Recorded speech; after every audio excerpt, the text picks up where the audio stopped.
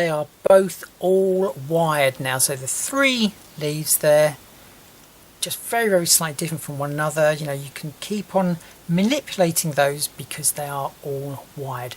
But that is the rose in its entirety. So you can see that's how to make them completely freestanding, completely all beautifully wired. So let's just have a look at them a little bit in more detail. So this one here, this is the one with the 5 petal cutter to create that rather large rose head there.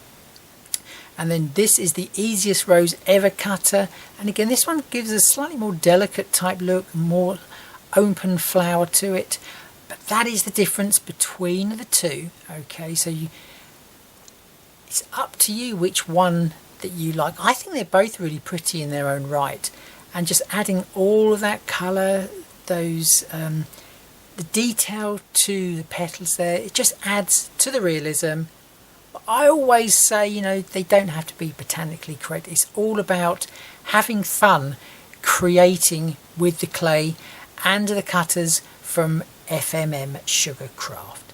So that's it. That is the tutorial on adding that little bit of colour and doing a full wired rose.